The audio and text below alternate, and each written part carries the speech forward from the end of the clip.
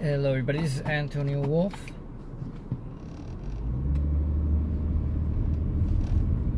And let's see, what have I been thinking of this past week?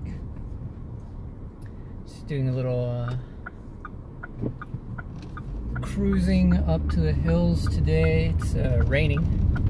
It's been a sort of a odd day. It was raining heavily for a little bit. Then light rain, then we had, that wonderful phenomenon where it's raining and it's overcast, but it's nice and bright outside, so that was pretty nice. But I'm gonna go and see if I can find somewhere else to walk Balboa today. There's a couple places here not too far, well, not too far relatively, it's probably like about a 20-minute drive. That seemed like there might be somewhere to go. So I'm just gonna drive around there and see if there is any place. Otherwise, I'll just go and head to one of the usual places that I take him to. Anyways, this might be a bit of a mixed video. A couple of things have been on my mind lately. First off is the response to my Bernie on reparations video. Can't say I'm really pleased by how popular that was. I don't really consider this a politics channel, and I don't want to make it a politics channel. So it sort of annoys me that I got something like about 400 subscribers because of that. They'll leave soon enough, I think. I think that kind of skews my subscriber count because it was about something that I'm not going to be making videos about very often, just because, frankly, politics is toxic, and I stay out of that kind of stuff, particularly for that reason. That shit is toxic, and it's not good for you, and if you really get into that kind of stuff, you really just become bitter and angry all the time, and that's not good. It's not good for your health, and it's kind of why that's sort of a personal revelation here. That's pretty much why I quit dealing with politics. Generally, I was into politics for quite a while. Most of my philosophical interests were political for about 5 years. I was into Marxism like pretty deeply for about 5 years, and then I just kind of ended up quitting that because of that it's not good for your health. You get angry, you get depressed about it, you look at the world, you become pessimistic, you hate people, and there's no point in that. I still have an interest in that, but I'm not going to really get into organizational politics and those kinds of debates. One, if you're not in an organization, why even bother? Why are you arguing with people? All these people who are Leninists, arguing against anarchists, syndicalists, and all these other things. Why are you arguing? It's nonsense. You get to that argument once you're there. If you're not in an organization, trying to have an actual debate with members of the organization about how to organize, don't bother with that. It's a pointless argument. Some people will be like, well, you've got to anticipate all these other things. Well, yeah, but you can do that on your own. You don't have to be arguing with people.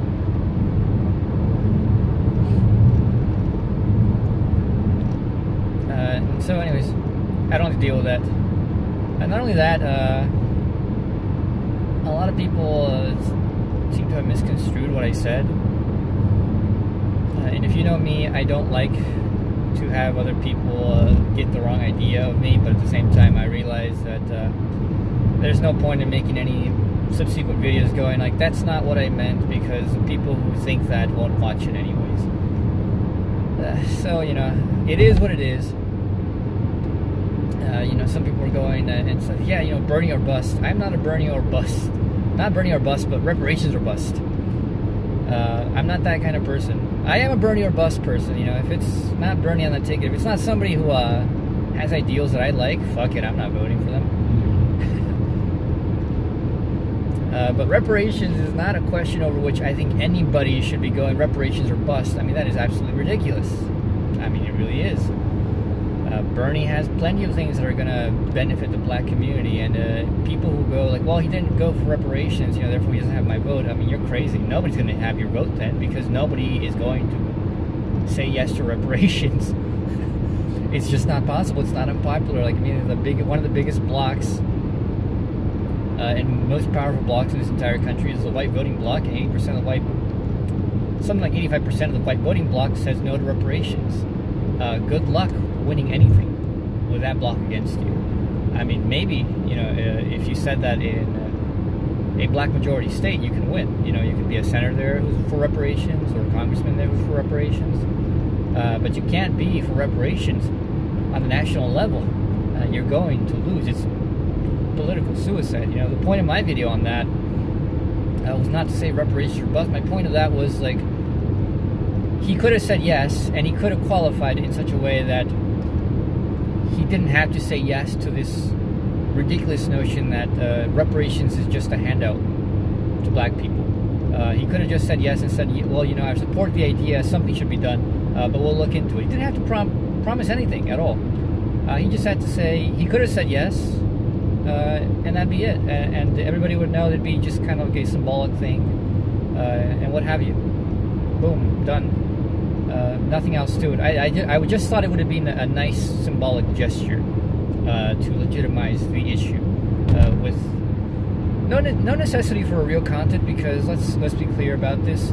He can't promise any real content of that sort. Nobody can. I mean, the issue is so unpopular.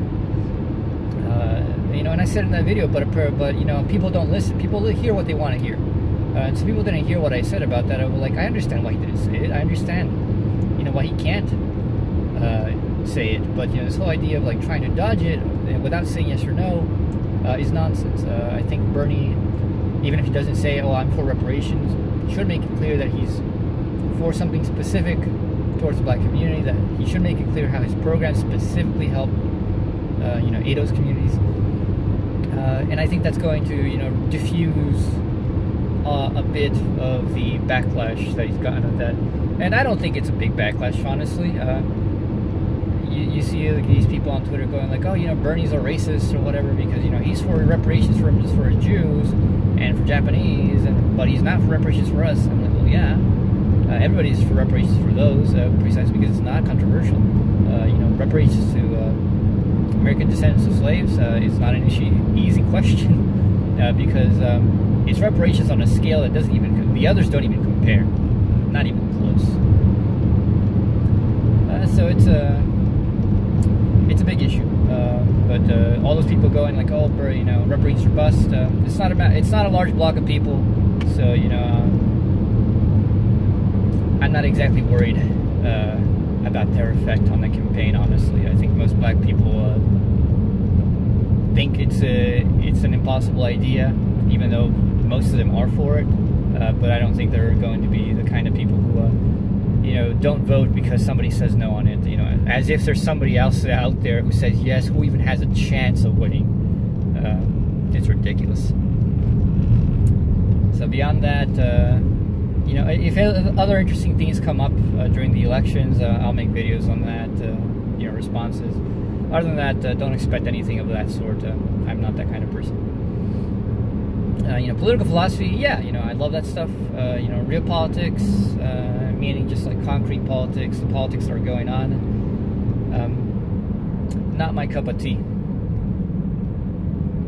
man, these are some beautiful hills. Good thing it's not raining right now. Like, they're just, it's so close to me. There are these just beautiful roads, and you just go up. And there's some little places where you can, like, get off on the side of the road and probably illegally climb some of these hills. But they're steep. Anyways, moving on. Something else on my mind, fresh off my mind from yesterday. there's a musician from Brazil who I've been talking to. It's funny enough, I mean, I have my interest in aesthetics, but recently, like, most of the people that I've been talking to contacted me for philosophical stuff about Hegel or questions, or just like, what are my thoughts on this or that, have been musicians. There's 4 musicians which I'm in contact with more, more consistently than not. And there's somebody taking a nice stroll on this very narrow stretch of road. I wouldn't do it because I don't trust drivers for anything. I don't trust any other drivers for my safety ever. You know, I try to, if I'm like walking or riding a bicycle, I try to stay to the edge of the road as much as possible, because people don't care, man. People don't care. Anyways, I've been talking to this musician guy. He linked me to this theory of music, which is really a theory of sound harmony, called music novatory. And he told me, this strikes me as, like, being a somewhat Hegelian. This guy has a sort of a systematic approach. And he asked me, well, what do you think? Do you think like Hegel's philosophy is can take something like this, or is it similar? Blah blah blah. So I don't know anything about music theory. I'm a complete uncultured swine in that respect. I should know some because I like music. I'm just not really like that much into music as such in the technical sense. So like, I do wish, and I could if I put the effort, have the vocabulary to talk about certain things that I like in music and certain things I find interesting. But anyways, he linked me this and he said, well, maybe it's actually good that you don't know very much, because this is so contrary to standard music theories because of its systematic nature, and he brings in other considerations which are unique to this guy. And so me and my friends Hyperion and Joshua, we looked at it, and Hyperion and Joshua are way more into music than I am. They know more about music than I do. And we gave it a chance. We spent like about an hour on it, and honestly, it was just kind of like, what the fuck? Because the website is in complete and utter mess. If you ever looked at crank websites, this is something you would consider a crank website. It's written, the style is all weird. I mean, it looks like a weird 90s site. It's simplistic, it's all over the place, the formatting is bizarre, and we couldn't make heads or tails of where the fuck we were supposed to begin, because I mean, it had some structure and it said, look at the preface here. We looked at the preface, but this preface was a fucking mess, and we were like, what the fuck? Anyways, the one thing we sort of got some understanding of was simply that whoever wrote this thinks that there is an objective way to make good music, and even though he makes a difference between just like a science of harmony, which is not a science of music, nonetheless he tries to apply it to music, and we thought that was ridiculous. Hyperion is a Bach fan, and I like Bach. I mean, I don't know very much about the details of what makes Bach so great, but I think Bach is pretty great, and this guy actually thought he could correct one of Bach's fugues, saying that Bach does it in 4/4 timing, and he said, it should be in 3/2, and that just, on just a merely conceptual level, that strikes me as just wrong.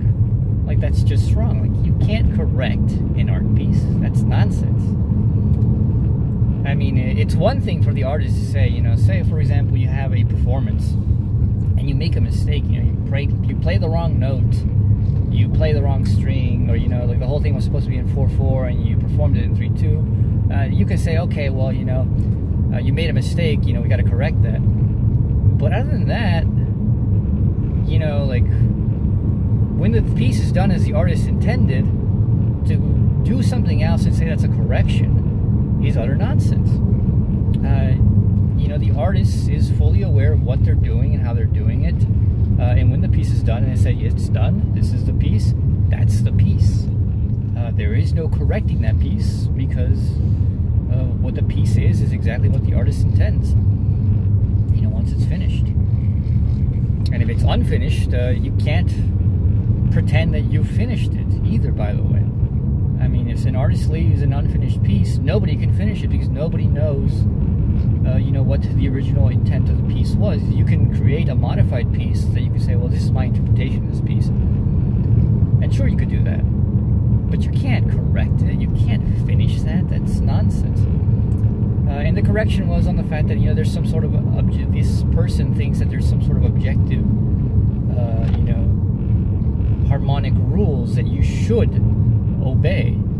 But you know, I don't know very much. And Hyperion, you know, says that I'm right in this intuition.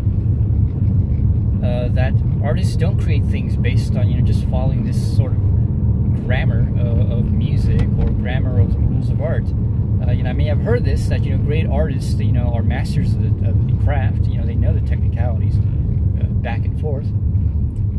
But you know, precisely because they know the technicalities, they also know that you can break them, you should break them, and that there is, in a way, a proper way to break them, which, you know, just has to do with other considerations, which just simply go beyond the established rules. And this happens all the time in art. So, you know, this idea that there are these rules, objective rules for any art, music or otherwise, is just insane to me. I mean, just insane.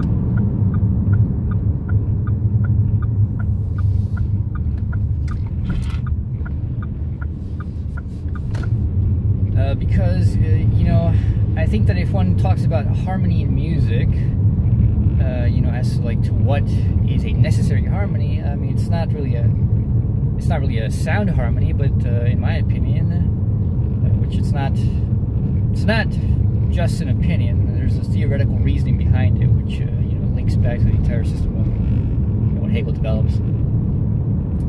The proper harmony of any art piece is its concept. You know, that it's not the sounds which are supposed to be harmonious, but it's the sounds are supposed to be harmonious not amongst themselves, but really to the concept of the piece. So, you know, if you have a happy piece, you gotta have happy sounds. But the happy sounds can be weird. The happy sounds can be, you know, normal. The happy sounds can be just, you know, this normal melody. They can be strange melodies, or it can be quirky melodies, you know, sounds, whatever. And when the concept is embodied in the piece, that's what it is. I mean, that's what it should be. So, you know, like sometimes you have music that sounds weird, and yet it sounds like, when you understand what it's about, you're like, yeah, you know, that's actually pretty great. Yeah, that's beautiful in its own way.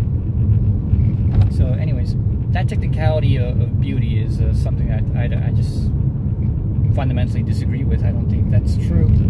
I don't think it's really an interesting thing. I mean, maybe it is interesting to note the mathematical as well as, you know, maybe logical relations between notes and movements in sound, notes, chords, and all these other things. But that's different to music. That's different to art.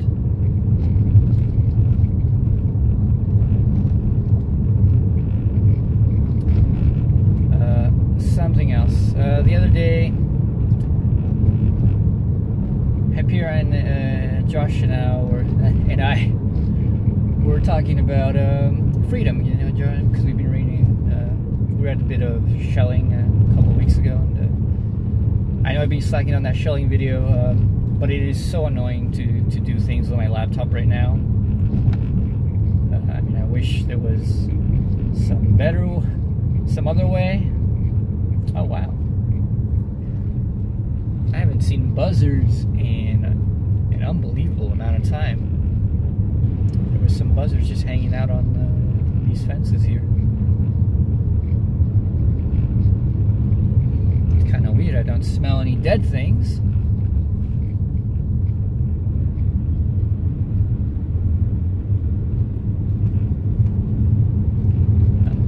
Anyways, we read the whole shelling thing, and then, you know, just kind of, Josh was bothered by the whole question of freedom. And he was asking us, well, how does that really make sense? How does it make sense? I get it that we have to be determined, but how are we saying that we have to have this choice to be moral or not moral, good or evil? But how does that really make sense? How are we free when we choose something, to be moral, for example? And then Hyperion was the opinion.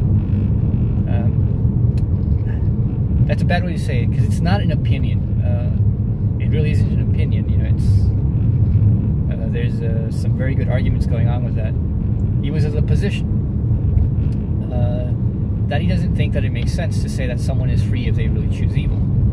And so, I kind of try to bring up this whole thing of, well, maybe, we have to distinguish some sort of existential freedom in the capacities of choice, and a logical freedom in what self-determination requires. Because in the logical side of freedom, it's all about self-determination. And this is something that Kant takes as a standpoint for himself. This is something that pretty much all the rationalists and idealists take, which is, you're free, or not all idealists, because there are other idealists, but rational idealists, let's say. Not this whole, well, everything is consciousness idealism. Not that. But rational idealists all believe that our freedom lies in reason. That we can be rational. And insofar as we're rational, we are free. Because reason determines itself. Reason gives itself its own laws, can explain to itself its own laws, and can, justify that development and why it is good. Why it is actually conductive to freedom. But then there's an existential freedom in which, if you couldn't choose to say no, if you couldn't choose to, do evil, to choose against the good, we wouldn't be free. And so, there's that issue, which is a very peculiar issue, and I kind of brought up this whole thing. Well, that's kind of what Schelling's problem is, that Schelling brings up this issue of we have to have this choice for good or evil, but that choice cannot be explained from the standpoint of reason. This choice can only be explained within the tensions of desire and will, in which you will either bend to desire or you will bend to reason, and which one you choose to bend to, or rather, it's weird to say, because it puts you as if you are something other than these two things, that you have to choose between these two things, but that's not true. You already are, an intermix between these two things, and it's whatever thing dominates in your own essence. Either you're already just someone who's predisposed to reason, or somebody who's predisposed to their irrational passions, that you choose one way or the other. And as to why we choose this or that, the only answer is, well, because we already are. It's part of our already essential determination. And so Schelling brings up some really great points about how, you never really do things outside of your own essential will, outside of your own essential reasoning.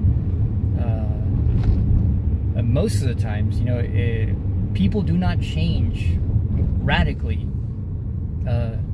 beyond what Schelling considers to be a miracle of the intervention of God in your life. That only in that way does somebody who's essentially evil, see the error of their ways and become good, or maybe somebody good becomes evil, perhaps.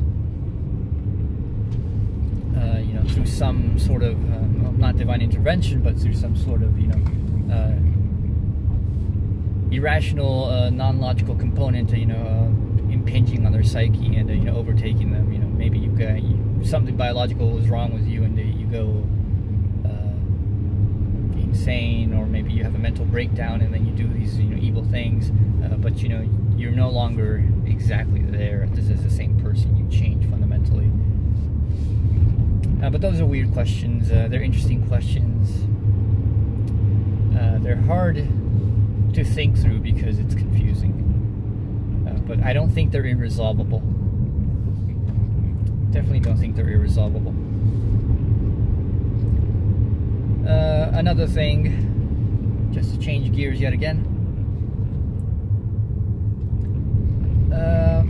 I have this one thing that I started writing years ago, and I had the idea for it way back, like maybe 6 years ago, in which I still consider myself a socialist, communist, Marxist, but I also got into mysticism, and I was doing meditation, all these other things, and I was listening to a lot of mystical teachings and information, blah blah blah.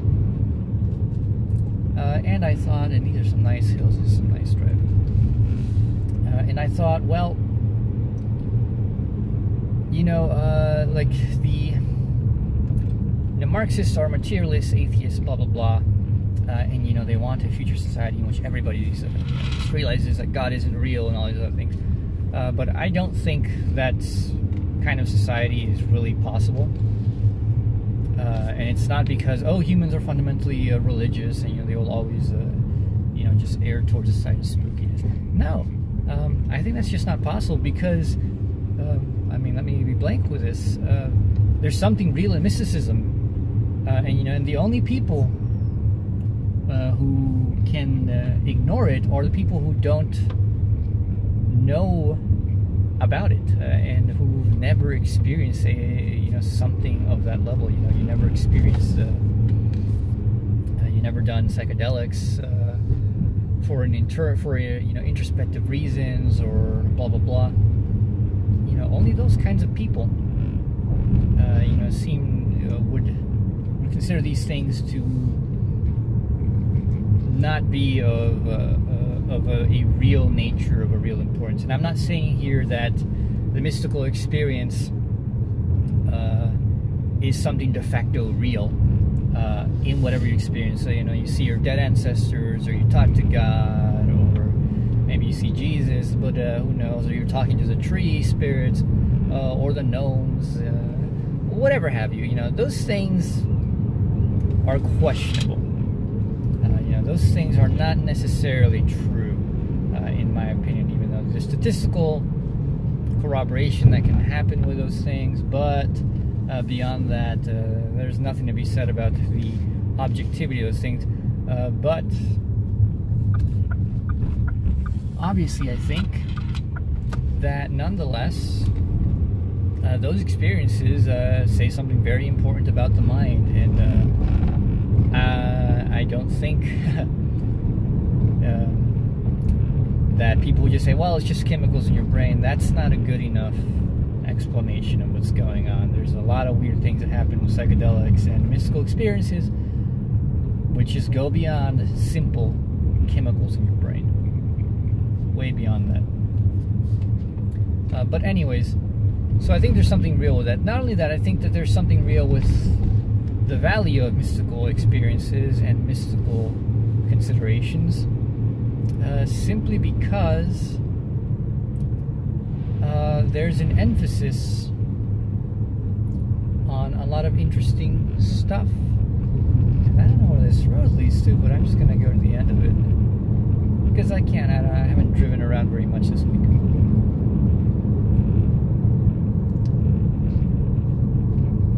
In which I think spirituality is important. And spiritual disciplines and teachings are important because they're about self-control. They're about learning to cope with the fact that you aren't fucking God, that you're not going to command the world, and that you've got to learn to deal with that. You've got to learn to deal with your limitations, and that you know, being angry all the time, being upset all the time about the fact that the world is fucked in so many ways, whether for other people or for you personally, is not good for you. It's not a good mindset. It's not healthy. I mean, literally, we know that it's not healthy because it's the stress and all these other negative emotions. They literally kill you. So, you know, learning to come to terms and control yourself, to control your emotions, to control control the way you react to things, so that you don't react with your immediate explosive anger or all these other things, and that you just learn that, you know, that sometimes the fight is not worth having. You know, sometimes somebody calls you, you know, you're a trans person, and, you know, somebody goes and, you know, says, and you're, say, a male to female, and they call you by the male pronoun. If that ruins your day, you are not going to be a happy person living in this world, because that shit happens so often that you basically have to deceive yourself and lock yourself up in a bubble where you won't interact with the rest of the world that is not simply going to accept you, for you to you know, live a somewhat healthy life. And I say somewhat because it's not really healthy. I don't think that if you lock yourself up in a bubble and an echo chamber of people, of yes men, yes women, who tell you everything that you want to hear, that's not good. That's not strong. That is absolutely weakening, because you can't face the world. I mean, you can't do social work like this. You just can't. I mean, like, if you break down in tears because you know, you're somebody who's a homosexual, you know, male homosexual, you're gay, and, you know, somebody comes around the street and says, you know, shut the fuck up, faggot, or get out of here, faggot, and that ruins your day, and you break down in tears, and you have, you know, you're triggered. That is not a way to live, and that is not a way that you can help anybody. You know, this doesn't help you, and this doesn't help anybody. Like, it's just a mess. I mean, what I'm getting at is that spiritual practice is about self-empowerment, real self-empowerment, in which you can come to terms with yourself, and you can come to terms with yourself in the world, in which, because you'll be building up yourself, and that's just my microphone stand. I record in this car because I can't record inside of where I live, too much noise, and when there isn't noise, I'm so self-conscious that other people will be listening to me, so I just go outside of my car and do some recordings on my microphone whenever I have the inkling to. And so, anyways, you know, you come to terms with that. You know, you come to terms of, you know, this whole thing of, like, don't identify with you know, with these things. Don't identify with your body. Don't identify with your emotions. Don't identify with these things. That's actually good.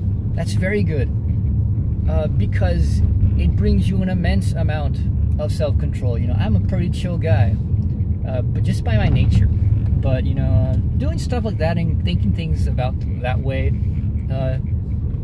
just made me even more chill. You know, I can keep my cool in a lot of situations in which, even when, you know, somebody starts to get on my nerves, you know, I can at least just go, you know what, I'm not going to deal with this. I'm just going to go outside. You know, because most of the times, like 99% of the time, just leave. You know, if the person won't leave, or if they won't shut up, just leave. You know, just leave it be. You know, don't respond. You know, I know that you get your notifications on Twitter. Just mute them, block them.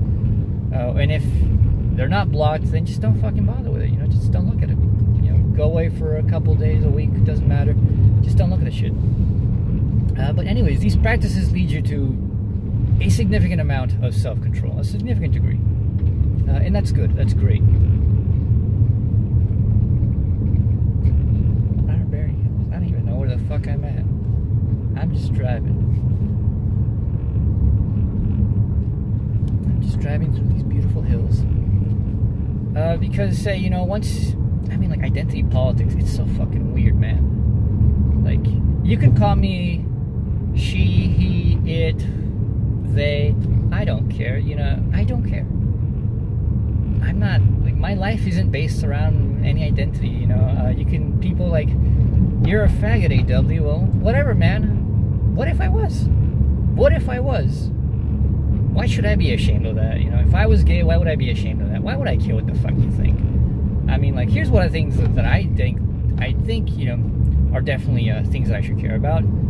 You know, if people I care about start believing shit you're talking about, yeah, that pisses me off. But, you know, I should be pissed off more so at the people I care about believing shit about me that, you know, they should know me, and then, you know, some random guy comes and says shit about me, and they believe them. You know, I'd be pissed off at them for saying, like, going like, why are you believing random people? You know, what the fuck do they know about me? You know more about me.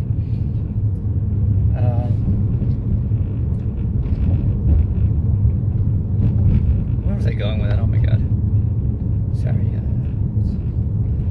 Can't focus on two things. I am not very good at multitasking. I'll tell you that much. You know, it's either drive or talk, and you lose your train of thoughts a little bit when you're talking. You're just rambling. But anyways, identity. This, you know, just focusing your whole life on identity is pointless. I mean, I don't care what people identify me as. I've literally had people call me, it's like, ma'am, and I, you know, I just go, yeah, well, okay, sure, whatever. I don't even bother correcting them, like, excuse me, I'm a man. I'm like, yeah, sure, whatever. I've had people say, you know, like, I think you have a feminine soul, AW. I'd be like, great, you know. You know, like, I can openly say, like, for example, that I envy women because I envy women in a way that, because in our culture, in our society, women get to be beautiful. You know, it's so nice. Like, women get to be beautiful, and men do not. And, you know, I would love to, you know, be able to have, like, long flowing hair and, you know, try on makeup and wear dresses and all these other things. Not because I feel feminine or whatever, like, oh man, yeah, this is totally me. It's just like, it looks fucking awesome to me. I mean, like, it looks fucking great. You know, I like long flowing things and whatnot, you know. And then, you know, it's like sometimes there's things that look good on men and some things that don't look good on men, and doesn't bother me. Doesn't bother me. And, you know, somebody who's a guy, you know, wears a dress, doesn't bother me. If a woman dresses like a man, doesn't bother me. None of that bothers me. You know, if they want to be addressed by a pronoun, it doesn't bother me. I mean, but, you know, because to me it's meaningless. You know, to them it means the whole world, so, you know, I'll say it. But to me, I don't care. Honestly. Call me whatever you want. Call me W. You know, people on left people call me anal waters. Don't care. But anyways, back to the point, enough rambling about that. You know, spiritual practice gives you a personal internal grounding. You know, it builds you up as a person. You know, and it gives you a core. And I've noticed this, and I know that anybody who's engaged in this kind of practice knows this, that once you know who you are and what you are, it doesn't fucking matter what anybody else says. Not one bit. It doesn't bother you. You know, people tell me, you're not a real philosopher, you're a suit AW. Whatever, man. You know, whatever. I don't care. It doesn't piss me off. Because I know what I do. I know what I am. I know what I'm capable of. I know what I'm doing. What I'm, you know, doing. So, you know, whatever people say, I don't care, because my reality does not change. My reality does not change. You know, I still am who I am. And I'm not going to change just because somebody says, no, you're not. You know, that's a childish thing. You know, that's what you get mad when you're a child and somebody says, like, you're this or you're not that, and you're like, yes, I am, or no, I'm not. And you just get angry over fucking nothing, man. Why waste your time? Like, don't waste your fucking time on that shit. You know, once you know who you are, who the fuck cares what anybody else says? You know, it's like, you walk, you know, you're a trans person, you're gay, you're some other non-binary whatever, and you walk into a bar and somebody calls by the wrong pronoun, or, you know, they do it on purpose, or they do it on accident. You don't care, you know, you just keep going on with your life. You just keep going on with your life. You're like, whatever, man, I know who I am. And the people who I know who I am. And those are the people that matter. You're the random nobody. I don't give a fuck about you. That's just how it is.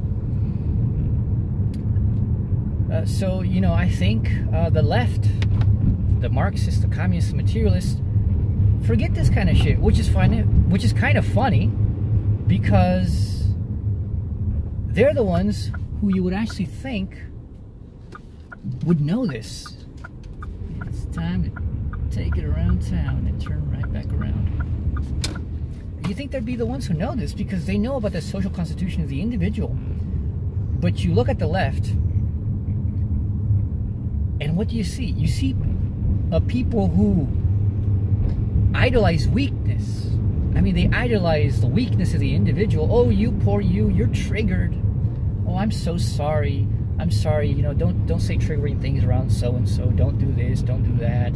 You know, you gotta watch yourself, and you know, you gotta censor yourself around you know, these people who, you know, are oppressed because, oh my God, poor little them, they can't take it, they'll be triggered, they'll fall apart. I'm sorry, that's not the way to help people. You know, feeding into people's weakness, letting them be weak, rather than going to them and saying, look, there's another way that, you know, you shouldn't be responding this way. We understand why you do, but this is not actually a useful thing for you. This is actually bad. You know, it's toxic for you. It's toxic for everybody. You know, this idea that that these people need protection. I mean, the left used to be about empowerment. I mean, you know, the people say, you know, get some guts. And that's a really rough and you know, seemingly mean way to say it, but the core of that message is nonetheless true, which is, you know, you got to get tough, and you get tough by building yourself internally. You know, you get tough by realizing and coming to terms with who you are, what you are, you know, what kind of society you live in, what are the conditions, and understanding them. You know, comprehension is a big part of it. You comprehend how your emotions are. You comprehend, you know, how you're constituted in your mind. You comprehend how, you know, you can, how society's constituted, and what you can do about it, and what you can't do about it. And, you know, you understand how to deal with situations such that, you know, you're not going to be wasting energy, you know, just pouting around and being angry and being bummed out and sad and, you know, falling apart over nothing. I mean, you know, a pronoun is nothing. I mean, I know to these people it's the world, but the reality is that, in fact, it is nothing. I mean, like, of all the things that you could be worrying about and that, you know, just bring you to your knees in your life, a pronoun should not be it. You know, some random person on the street, you know, insulting you should not be it. You know, even when, you know, you're at work, that kind of stuff should be, you know, you hear your co-worker talking shit, whatever, man. You know, that's happened to me. That happens to a lot of people. You know, you can't just be, like, worrying about that all day. And if you're going around and, like, you know, it's like you're going to be a tough guy or a tough woman, and, you know, you're going to go up to them and say, you know, what the fuck's your problem? I'm going to kick your ass. Good luck with that. Good luck with that. You know, I don't care enough to get into a fight over that kind of shit with anybody. You know, if they want to, like, just insult me to everybody, you know what? Go ahead, man. You know, if other people are stupid enough to fall for it, whatever. These are not my friends. I couldn't give a fuck. You know, I come here for a check. I come here for learning things. Whatever. You know, if I have a teacher who I disagree with, and, you know, I think they're wrong, I think they're hateful or whatever, you know, I'm not gonna stick around. You know, either I quit that class, and sure, you know, I'll put in a complaint or something, but you know, to waste my time, you know, going around being angry about it, it's not my style. It's not a fruitful style for most things. So, you know, self-empowerment, that's a big part of spirituality. It's a valid part, and it's a thing that, goddamn, that everybody should, that should be part of the leftist plank. You know, empower the individual as an individual, you know, so that they can deal with this kind of thing. You know, that's how you make leaders. You know, how can you expect to bring people into a social movement who fall apart over, like, you know, these nonsensical things? I mean, at least fall apart about, like, you know, like, you gotta beat the shit out of, or, you know, you got a gun pointed at you, you know, you got thrown in jail, you got threatened or something. Fall apart for that, sure, I can understand, but fall apart over nonsense, God, no.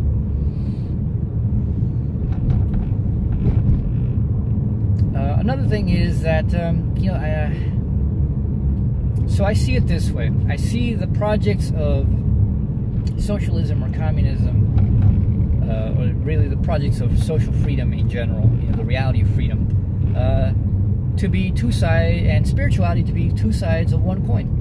Spirituality is about individual, personal, internal freedom.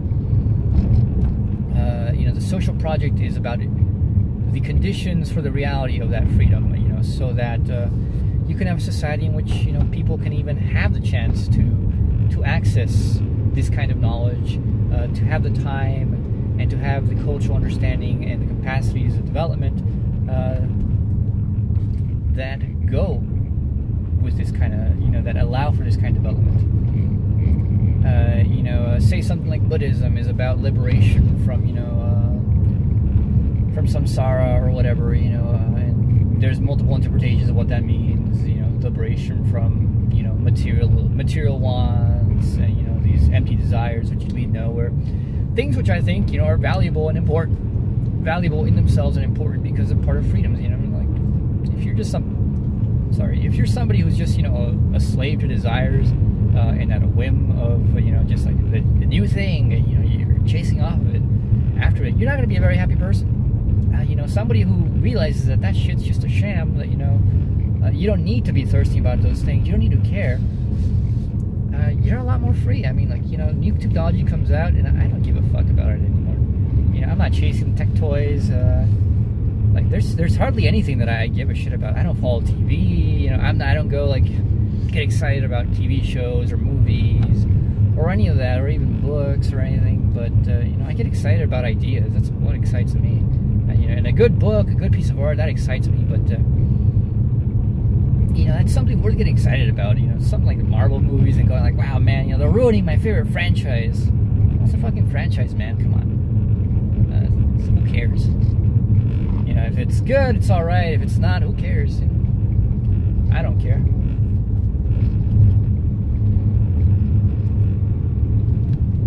But anyways, so, question that's a lot of spiritual teachers and teachings don't consider is, why is it that so few people, know about these things? Why is it so few people can even, like, experience these things? Who are the people who chase after spirituality today? Fucking bougie, middle class, and rich people. I mean, all those people are going to the meditation retreats here and there, and they're taking psychedelics up the ass. And, they're going on, these, like, self-discovery trips and whatnot. The average person can't do that. The average person can't do that.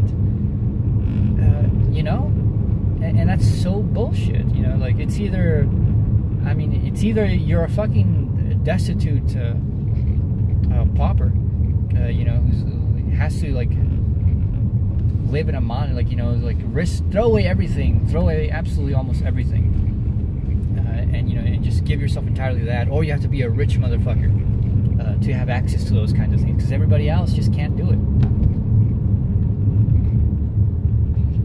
And so, for me, if you're a spiritual person and you really have, this enlightened attitude of compassion, I don't see how you can actually genuinely have that if you don't understand that most people can't do what you do. They can't access what you've accessed, the wonderful things that you found. Precisely because society doesn't have the conditions that allow that. How can you have compassion, like, not care about these social conditions which generate people who are unfree, people who can't think, people who, are spiritually dead? How can you stand back and not care about these things? How, and just go like, oh, well, because a lot of these people, I'll just say it straight up, mysticism overwhelmingly is reactionary. Overwhelmingly, like, no question about it, is overwhelmingly politically, socially reactionary. Very, very reactionary, and part of the reason is because of the nature of mysticism, because it's so individualistic, and so abstract, because, yes, these people look beyond, their individuality, they look into the big picture, but they only look at it into this abstract, metaphysical big picture. They don't look at it within, the concrete ground of this reality we live in, and so they don't care about this. They say, oh, well, everything's the way it is, and those who are going to be enlightened will become enlightened, and they're the ones who are going to come to look for the path, and they're going to work through it, and blah blah, and they'll achieve it. Everybody else, well, you know, they're just fucking drones, they're NPCs. I mean, they literally talk about people this way. You know, they didn't call them drones or NPCs, but the way they view them is basically, oh, they're the people who are asleep and, you know, they won't amount to anything. You know, they're dumb, they're unenlightened, and whatnot. And, you know, for all these people who, you know, who have this great compassion, all these other things, I mean, just read about these people. They're assholes. The overwhelming majority of them are fucking assholes.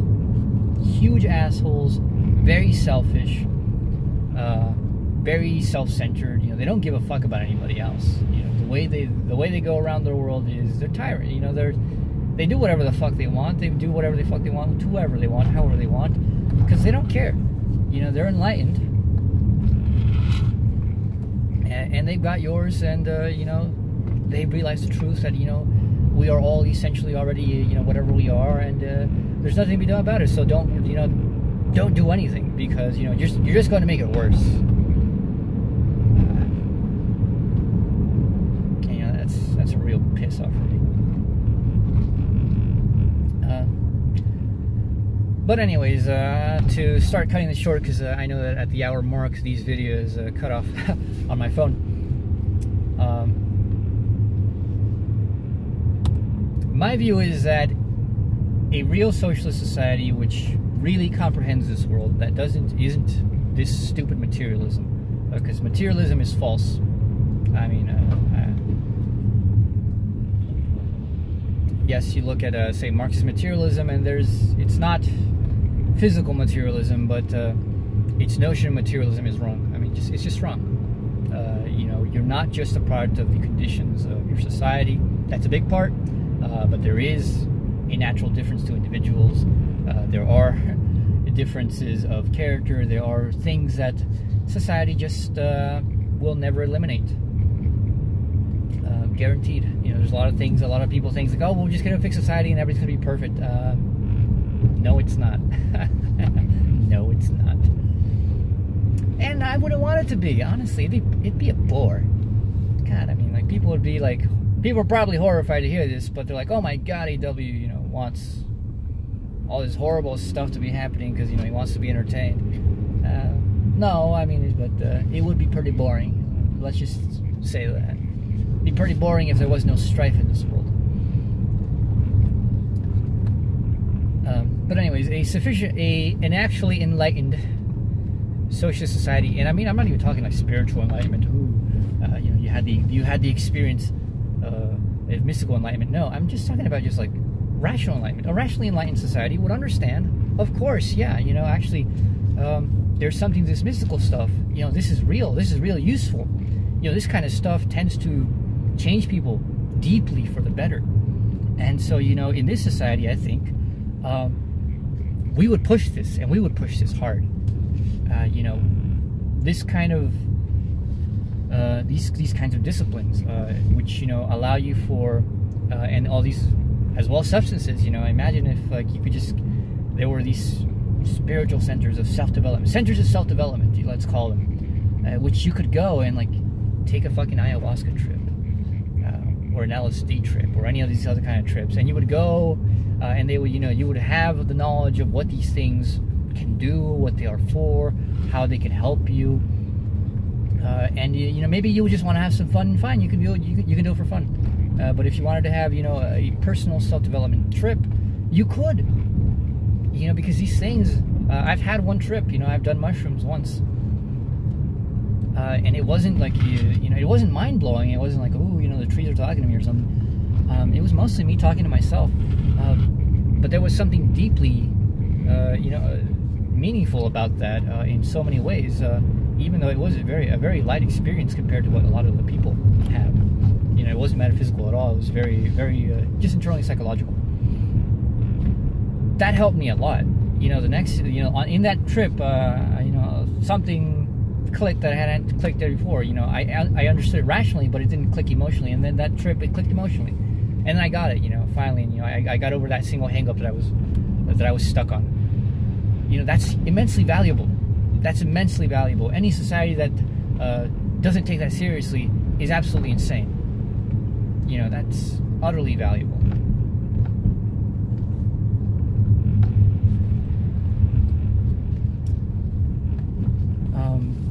And so I think that because of something like that, actually in a future socialist society, something like spirituality would actually explode. Religion would diminish. Of that I'm certain, actually. It would diminish for rational reasons, just like how, the more advanced a country is just materially, religion just kind of like diminishes in dogmatism. Spirituality, however, does not. Spirituality continues. And this idea like, well, like we don't want people to believe in God, and like people mistake these experiences. That's none of your fucking business, I don't care if people believe in God or not.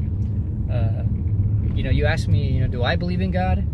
Yeah, but my God, my concept of God is peculiar. Let's just say that much. I have a philosophical concept of God. Whether God as a conscious entity, that wants things or does things or exists, I don't know. I really don't know, and frankly, I really don't care. It doesn't bother me one way or the other.